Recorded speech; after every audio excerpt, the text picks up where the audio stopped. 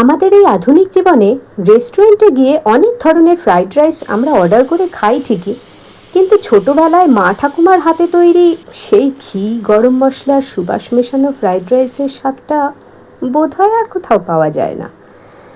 আজ সেই ঐতিহ্যবাহী অনন্য স্বাদের নস্টালজিয়া নিয়ে ফিরে এসেছি আর একটা এপিসোডে, যেখানে কোনো আধুনিক সস ছাড়া একদম ঘরোয়া উপকরণে বিভিন্ন টিপসের সঙ্গে দেখাবো পুরনো দিনের ভেজিটেবল ফ্রাইড রাইস।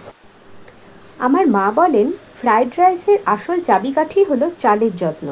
তাই মায়ের নির্দেশ মতন আমি এখানে সুগন্ধি বাসমতি চাল নিয়েছি, তবে গোবিন্দভোগ চাল ব্যবহার করলে আরও ভালো হয়। চালটা ধুয়ে ভালো করে জল ঝরিয়ে রেখেছিলাম। এখানে চালের যে স্বাভাবিক গন্ধ সেটাই কিন্তু রান্নার প্রধান আকর্ষণ। এবার এই চালেরই ভাত করে নিলাম। আগেকার দিনে সাদা তেলের চেয়ে ঘিয়ের রান্নাই কিন্তু বেশি প্রচলিত ছিল, তবে এখনকার দিনে কোলেস্টেরল, হাই ব্লাড প্রেশার এই সমস্ত রোগের চিন্তা করে আমি সাদা তেলের সঙ্গে কিন্তু ঘিয়ের ব্যবহার করেছি। ফোড়নে দিয়েছি অল্প গোটা গরম মশলা, মানে এলাচ, লবঙ্গ আর দারচিনি।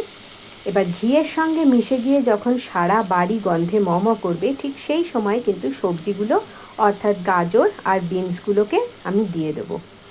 এবার হালকা করে এটা ভেজে নেব, যাতে এর নিজস্ব মিষ্টি ভাবটা বজায় থাকে এবং তার সঙ্গে কিন্তু রঙটাও বজায় থাকবে।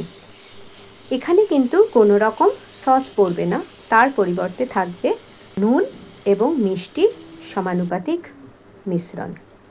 এবারে এর মধ্যে আমি দিয়ে দেব অল্প পরিমাণে জুলিয়ান করা আদার টুকরো এবং তার সঙ্গে দিয়ে দেব স্বাদ মতন লবণ। এবারে খুব ভালো করে এটাকে নাড়াচাড়া করে আমি হালকা আঁচে ভেজে নেব। গ্যাস কিন্তু এই সময় একদম মিডিয়াম আঁচে রাখবো, কারণ খুব বেশি আঁচে থাকলে পরে আবার তরকারিটা পুড়ে যাবে।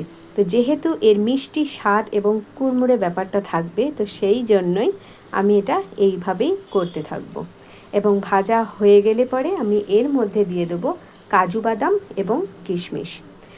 প্রসঙ্গটা আমি উল্লেখ করে রাখি, কাজু বাদাম এবং কিশমিশ কিন্তু আগেও আপনারা অল্প তেলের মধ্যে ভেজে নিতে পারেন, তাতেও কিন্তু এটা খুব সুন্দর লাগে খেতে। এরপর তৈরি করা ভাতটা দিয়ে দেওয়ার পালা। দেখুন, প্রত্যেকটি ভাত কিন্তু মুক্তোর মতন ঝরঝর করছে, একটা চালও ভাঙেনি।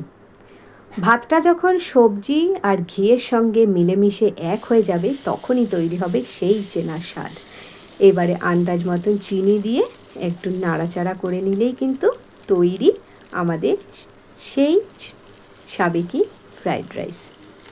রবিবারের দুপুরের ছোটোবেলাটা এই ফ্রাইড রাইস আর কষা আলুর দম ছাড়া কিন্তু সত্যিই অসম্পূর্ণ থাকতো। তাই জন্য আমি আলুর দমের লিঙ্কটা ডেসক্রিপশন বক্সে শেয়ার করে দিলাম, যাতে আপনারা খুব সহজে খুঁজে পেয়ে যান। তৈরি আমাদের সাবেকি ঘরানার ভেজিটেবল ফ্রাইড রাইস। আজকের স্মৃতিমাখা রেসিপিটি কেমন লাগলো অবশ্যই জানাবেন। মা ঠাকুমার হাতের কোন রান্নাটা আপনার প্রিয় কমেন্টে জানাতে ভুলবেন না। আর এই ঘরোয়া পরিবারের সদস্য হতে চ্যানেলটিকে অবশ্যই সাবস্ক্রাইব করুন। আপনাদের একটি লাইক আর সাবস্ক্রাইব কিন্তু আমাকে নতুন কাজ করার উৎসাহ দেয়। তাহলে সবাই ভালো থাকুন, আনন্দে থাকুন। দেখা হচ্ছে আবার পরবর্তী এপিসোডে।